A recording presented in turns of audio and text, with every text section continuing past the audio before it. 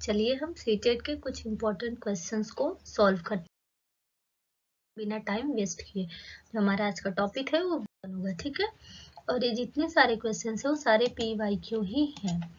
एक 14 वर्षीय लड़की निरंतर थकान एवं चक्कर आने की शिकायत कर रही है। रक्त की जांच उसमें 100 ग्राम पर डेसीलीटर हीमोग्लोबिन दर्शाती है। निम्नलिखित में से कौन सा भोज्य पदार्थ लेने से उसे मदद मिलेगा। इसमें देखिए उस जो बच्ची है 14 वर्ष की, उसके अंदर किस चीज की कमी है, हीमोग्लोबिन की, मतलब ब्लड की कमी है। तो हीमोग्लोबिन किससे मिलता है, पालक से मिलता है। तो इसका आंसर क्या होगा, पालक। नेक्स्ट क्वेश्चन देखते हैं कि हमें क्या करना है। एसर्शन और रीजन के क्वेश्चंस हैं। सेलुलोज युक्त खाद्य पदार्थ मानव के लिए रुक्षांश का अच्छा स्रोत है। ठीक है, जो सेलुलोज युक्त खाद्य पदार्थ होता है वो मानव के लिए अच्छा रुक्षांश का अच्छा स्रोत है। पाचन के दौरान सेलुलोज अवशोषित होकर रेशों में परिवर्तित हो जाता है। नेक्स्ट है, सेलुलोज का पाचन करने वाले बैक्टीरिया सेलुलोज को रेशों में बदल देते हैं। तो बताइए कौन सा सही है। ए सही है, आर और R1 ए की सही व्याख्या करता है। ठीक है, ए सही है और R2 ए की सही व्याख्या करता है, या फिर ए गलत है R1 सही है, या फिर ए गलत है R2 सही है। तो बताइए, देखिए जो सेलुलोज युक्त खाद्य पदार्थ मानव के लिए रुक्षांश का अच्छा स्रोत है, ये बात तो सही है भाई। पाचन के लिए सेलुलोज अवशोषित होकर रेशों में परिवर्तित हो जाता है, ये भी बात सही है। मतलब ये इसकी सही व्याख्या कर रहा है। सेलुलोज का पाचन करने वाले बैक्टीरिया सेलुलोज को रेशों में बदलते नहीं, ये गलत है। तो हमारा ऑप्शन ए सही हो जाएगा। क्वेश्चन देखते हैं। निम्न में से शर्करा के किन स्रोतों में ग्लूटेन नामक घटक होता है जिसके कारण कुछ व्यक्तियों को एलर्जी हो सकती है। चावल, गेहूं, रागी या फिर ज्वार। कह रहे निम्न में से शर्करा के किन स्रोतों में ग्लूटेन नामक घटक होता है। तो ग्लूटेन किसमें होता है, गेहूं में होता है। ठीक है, ग्लूटेन एक प्रोटीन है जो गेहूं में ही पाया जाता है और आटों में, क्योंकि आटा गेहूं से ही बनता है। निम्नलिखित में से किसका सेवन बढ़ाना आपके भोजन में कार्बोहाइड्रेट का स्तर बढ़ाने में मदद होगा। मक्का का, मटर का, सोयाबीन का या फिर बादाम का। तो इसमें किसका हमें बढ़ाना है, कार्बोहाइड्रेट का स्तर बढ़ाना है। ठीक है, तो मक्का क्या हो जाएगा, मक्का। सेब, टमाटर, कीवी, खीरा, आड़ू जैसे फल और सब्जियों को खाने से पहले छीलना होता है। ठीक है, इन फलों और सब्जियों के छिलकों में रेशों की मात्रा अधिकतम पाई जाती है। तो इसमें पूछ रहा है कि कौन सा सही है या फिर कौन सा गलत है, एसर्शन या उसकी कौन सी व्याख्या कर रहा है। सेब, टमाटर, कीवी, खीरा, आड़ू जैसे फल एवं सब्जियों को खाने से पहले छीलना पड़ता है। कभी आपने देखा है सेब को आजकल फैशन में लोग छीलने लगते हैं, लेकिन सेब को बिना छीले ही खाना चाहिए। टमाटर ऐसे ही खाना चाहिए। कीवी, आड़ू जो खीरा होता है, इन सबको भी बिना छीले ही खाना चाहिए। इन फलों और सब्जियों के छिलकों में रेशों की मात्रा अधिक होती है। ये बात सही है कि इनके छिलकों में ही रेशों की मात्रा पाई जाती है। तो पहला गलत है और आर क्या है, सही है। चलिए नेक्स्ट क्वेश्चन देखते हैं। रीमा अपनी दोस्त को बताती है कि भिंडी एक फल है। उसकी दोस्त सहाना उससे असहमत है। निम्नलिखित में से कौन सा कथन सत्य है। तो बताइए कौन सा कथन सत्य है। भिंडी में बीज होते हैं इसलिए वह एक सब्जी है। भिंडी एक सब्जी है अतः वह फल नहीं हो सकती। भिंडी को पकाकर खाया जाता है अतः वह एक सब्जी है। भिंडी में बीज होते हैं इसलिए वह एक फल है। तो इसमें क्या पूछ रहा है आपसे, भिंडी फल है कि सब्जी है। तो ऑब्वियस सी बात है कि जो भिंडी है वो फल होता है, सब्जी नहीं होती है, क्योंकि उसमें क्या पाए जाते हैं, सीड पाए जाते हैं। नेक्स्ट देखते हैं। निम्नलिखित में से कौन सा कथन अंतःस्रावी ग्रंथियों के विषय में सत्य नहीं है। देखिएगा, ध्यान से पढ़िएगा क्वेश्चन, सत्य नहीं है बोल रहा है। अग्न्याशय और अधिविक अंतःस्रावी ग्रंथियां हैं बोल रहा है। जो अग्न्याशय है और अधिविक है अंतःस्रावी ग्रंथियां हैं। अंतःस्रावी ग्रंथियां वाहिनियों द्वारा हार्मोन्स का स्राव करती हैं। पीयूष ग्रंथि मस्तिष्क से जुड़ी होती है। अंतःस्रावी ग्रंथियां हार्मोन्स का स्राव करती हैं। तो इनमें से कौन सा सत्य नहीं है आपको बताना है। तो इनमें से जो अंतःस्रावी ग्रंथियां होती है ना, वो वाहिनियों द्वारा स्राव नहीं करती हैं, वो विदाउट डक्टरलेस होती है। कैसी होती है, डक्टरलेस होती है। देखिएगा, जो बहिस्रावी ग्रंथियां होती हैं वो डक्टेड होती है, वो वाहिनियों द्वारा एंजाइम का स्राव करती हैं। चलिए नेक्स्ट क्वेश्चन देखते हैं। मानव पाचक तंत्र में पित्त रस के कार्य के संबंध में निम्नलिखित में से कौन सा कथन सही है। आमाशय से आते हुए आंशिक रूप से पचे भोजन को क्षारीय बना देता है। क्या पूछ रहा है? पाचक तंत्र में पित्त रस का कार्य पूछ रहा है। यह वसा के पाचन में सहायता करता है। ए और बी दोनों गलत है, ए सही है, बी गलत है। तो इसमें बताइए कि आप क्या सही है। बोल रहा है कि पाचक तंत्र में पित्त रस का कार्य पूछ रहा है। तो जो पित्त रस का कार्य होता है, अमाशय से आते हुए बाइल जूस के बारे में पूछ रहा है। ठीक है, तो अमाशय से आते हुए आंशिक रूप से पचे भोजन को क्षारीय बना देता है, बात सही है। और ये वसा के भी पाचन में हेल्प होता है। ठीक है, बाइल जूस। तो दोनों बात सही है। तो दोनों कथन किसमें है? ए और बी, इसमें डी वाला ऑप्शन। चलिए क्वेश्चन देखते हैं। इसमें आपको फिलिंग करना है। ठीक है, हार्मोन्स हमारे शरीर में कार्बोहाइड्रेट, प्रोटीन तथा वसा उपापचय को नियंत्रित करता है। यह ग्रंथि द्वारा स्रावित होता है। ठीक है, ग्रंथि द्वारा स्रावित होता है तथा हमारे आहार में इस ग्रंथि के कामकाज को प्रभावित करता है। तो बताइए कौन सा है? तो इसका जो आंसर होगा वो होगा थायरॉक्सिन। एक हार्मोन है। क्या है? थायरॉक्सिन। थायरॉक्सिन जो है हार्मोन्स है जो हमारे शरीर में कार्बोहाइड्रेट, प्रोटीन और वसा उपापचय को नियंत्रित करता है। जिसमें थायरॉक्सिन कौन करता है? ये रहा। थायरॉक्सिन जो होता है वो क्या करता है? प्रोटीन और वसा का उपापचय को नियंत्रित करता है। और इसके बाद एक कहाँ से स्रावित होता है? तो ये थायराइड ग्रंथि से स्रावित होता है।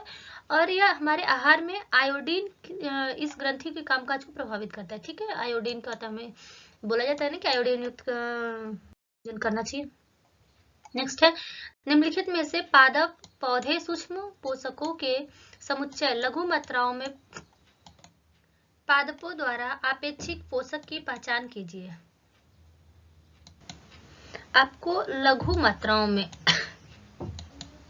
लघु मतलब कि कम मात्रा में। तो ये जितने मैंने अभी लिखे हैं ना कि चांस पाके मांगे carbon, hydrogen, oxygen, nitrogen, sulphur, phosphorus, potassium, magnesium और कैल्शियम, ये सब क्या है? ये वृहद है। वृहद मतलब कि मैक्रोमोलिक्यूल्स है। मैक्रोमोलिक्यूल्स है।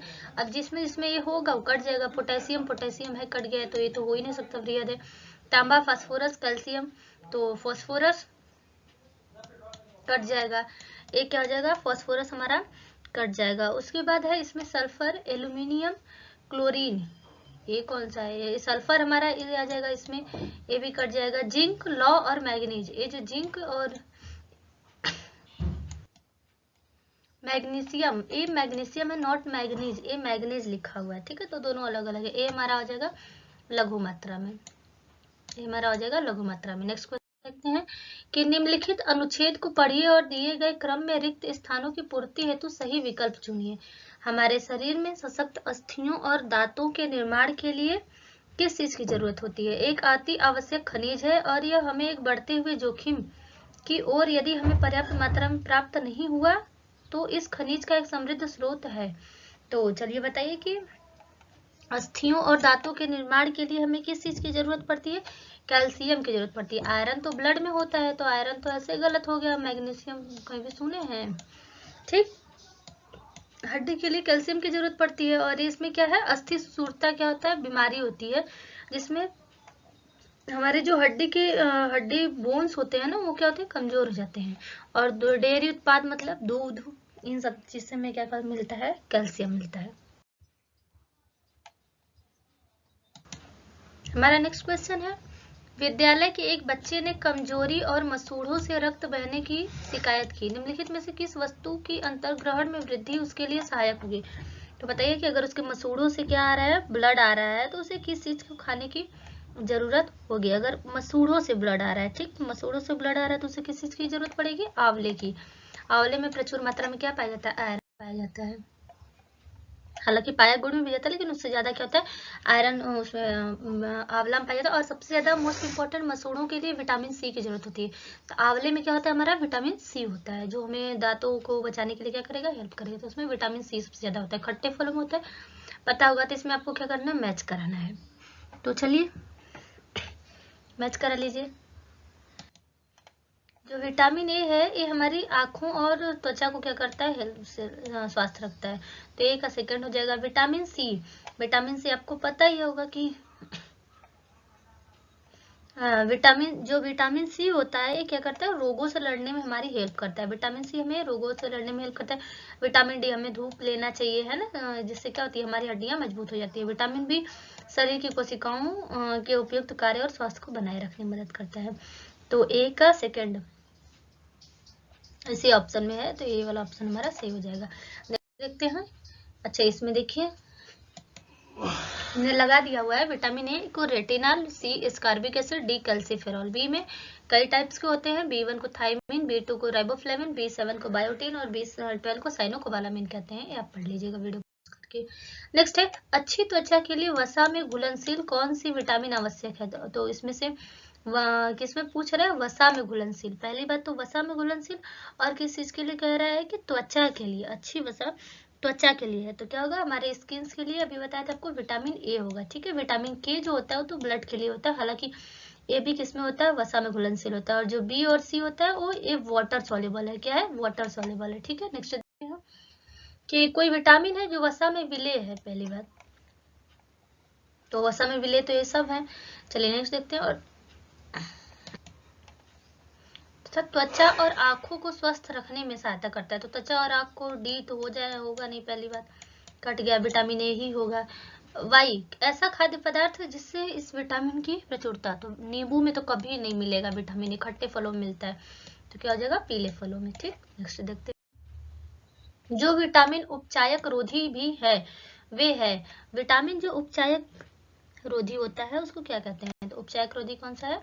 विटामिन ए, सी और ई, ये क्या होते हैं? उपचायक रोधी होते हैं। क्वेश्चन देखते हैं कि निम्नलिखित में से कौन सा विटामिन वसा में घुलनशील है? तो वसा में घुलनशील आपको बताए थे, बी और सी क्या है? ए तो हमारा वाटर सॉल्युबल है, बी इसमें भी आ गया वाटर सॉल्युबल है, बी और सी इसमें भी आ गया, ये गलत हो गया। तो विटामिन ए, डी और ई, ये क्या है? वसा में घुलनशील है। नेक्स्ट क्वेश्चन देखते हैं। निम्नलिखित में से विटामिनों के उस सेट की पहचान करो जो यकृत में भंडारित रहते हैं और हमारे शरीर की दैनिक आवश्यकता नहीं है, जो हमारे लीवर में पाए जाते हैं लेकिन हमें इसे रोज रोज खाने की जरूरत नहीं होती है। तो कौन सा ऐसा विटामिन है? पहली बात, हमारे लीवर में सी तो कभी स्टोर ही नहीं होता है, तो जो सी है वो गलत हो गया। और उसके बाद विटामिन बी भी नहीं, एक इसमें हो जाएगा विटामिन ए, डी, ई और के हो जाएगा। ठीक, क्वेश्चन देखते हैं। सॉरी, किसी मरीज का पित्ताशय शल्य चिकित्सा द्वारा निकाल दिया गया। ठीक है, पित्ताशय निकाल दिया गया है। निम्न में से कौन सी आहार संबंधी सलाह उसके लिए मददगार होगी? उच्च प्रोटीन आहार से बचो, भोजन में नमक की अधिक मात्रा से बचो, उच्च वसा युक्त आहार से बचो, पत्तियों वाली हरी साग सब्जियों से बचो। अरे नहीं, उच्च वसा, उसे क्या करना चाहिए? जो फैटी फूड नहीं खाना चाहिए। किस विटामिन की हीनता के कारण भोजन से कैल्शियम के अवशोषण की दर कम हो जाती है? कह रहा है हीनता से, हीनता के कारण मतलब कि विटामिन की कमी के कारण। किस विटामिन की कमी से कैल्शियम के अवशोषण क्या हो जाती है? कम होने लगते हैं। तो कैल्शियम का अवशोषण मतलब हमारी हड्डियों से संबंधित और इससे संबंधित कौन सा है? Vitamin D. ठीक है, चलिए नेक्स्ट क्वेश्चन देखते हैं। संतुलित आहार में कौन से घटक अधिकतम ऊर्जा प्रदान करते हैं? तो बताइए कि संतुलित आहार में कौन से घटक अधिकतम ऊर्जा प्रदान करते हैं? अधिकतम ऊर्जा प्रदान करते हैं। ठीक है, तो जो हमारा प्रोटीन है, प्रोटीन ऊर्जा उतना ज्यादा नहीं देता है, और रेशा तो बिल्कुल नहीं, ये डाइजेशन में हेल्प करता है। विटामिन हमें रोगों से लड़ने में हेल्प करता है। ठीक है, तो वसा और कार्बोहाइड्रेट क्या हो जाएगा? इस तरीके से आप एलिमिनेशन से भी कर सकते हैं। नेक्स्ट क्वेश्चन, भोजन पकाते समय अत्यधिक आसानी से नष्ट होने वाला विटामिन निम्न में से कौन सा है?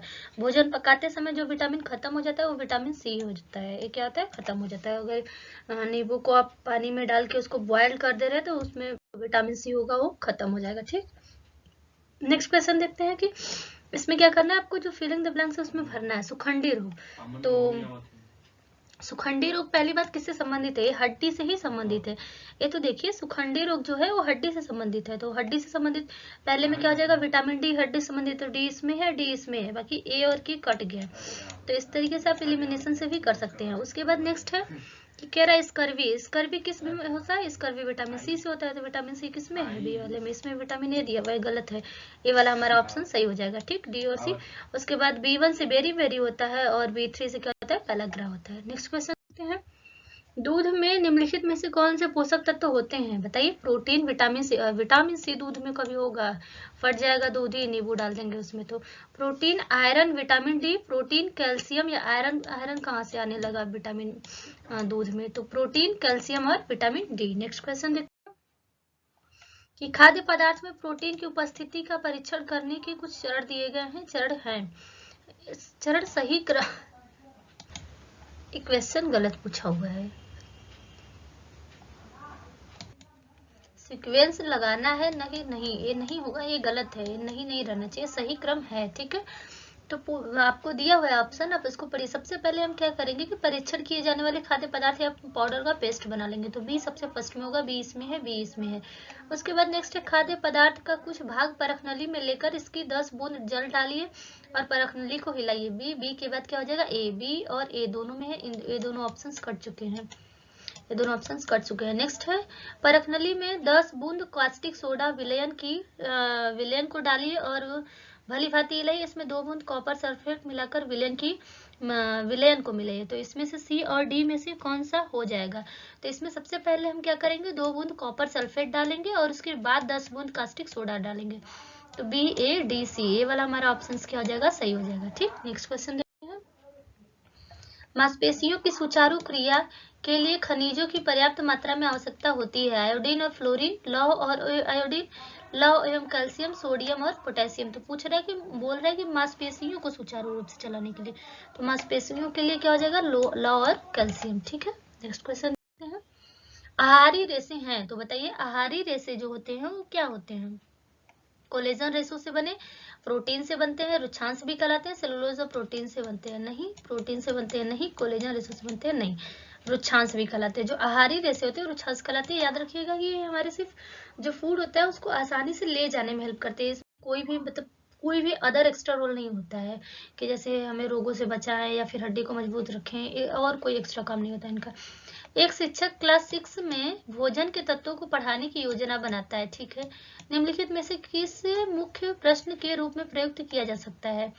तो बताइए कि उसे किस क्वेश्चंस का प्रयोग करना चाहिए। आपकी माँ विविधतापूर्ण भोज्य पदार्थों वाला भोजन क्यों देती हैं?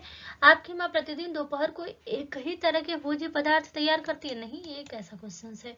क्या आप प्रतिदिन दोपहर के भोजन के सभी भोज्य पदार्थों को खाते हैं? उन भोज्य पदार्थों की सूची बनाइए जिन्हें आपकी माँ आपको दोपहर, मतलब एक समय को हमें नहीं देना है कि आपकी माँ विविधतापूर्ण भोज्य पदार्थों वाले भोजन को देती हैं, क्यों देती हैं। हमें अलग अलग टाइम को बच्चे को बताना है, एक ही नहीं कि दोपहर में ही क्यों, रात में ही क्यों। परिरक्षक के रूप में सिरके का प्रयोग बहुत से खाद्य पदार्थों में किया जाता है, क्योंकि बताइए क्यों? ए खाद्य पदार्थों के वातावरण में उपस्थित वायु के संपर्क में आने से रोकता है। ए माध्यम को अम्लीय बना देता है जिससे जीवाणु जीवित नहीं रह सकते। ये नमी को कम कर देता है जिसके कारण जीवाणुओं की वृद्धि नहीं होती है।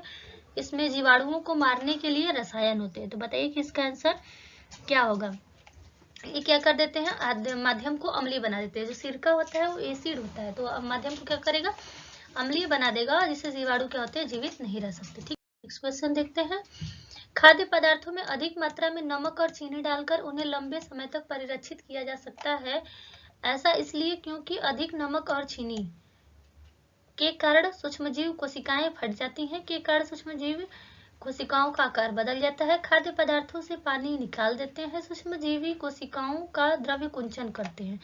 तो बताइए कि इसका आंसर क्या होगा? जो सूक्ष्मजीवी कोशिकाओं होते हैं उनका द्रव्य कुंचन करते हैं, ठीक है, मतलब कि उनमें से क्या करते हैं, पानी को सोख लेते हैं। क्वेश्चन देखते हैं।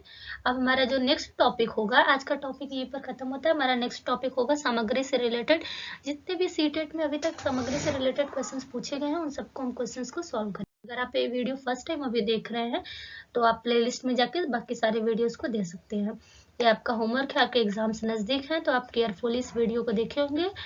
इस क्वेश्चंस के आंसर को आप कमेंट बॉक्स में दीजिए। अगर आप को नहीं आ रहा है तो मतलब आप वीडियो को केयरफुली नहीं देखें, आप वीडियो को अभी पॉज करिए और बैक जाइए, बैक जाकर इस क्वेश्चंस का आंसर देख के फिर हमें इस क्वेश्चंस का आंसर क्या करिए, कमेंट में दीजिए।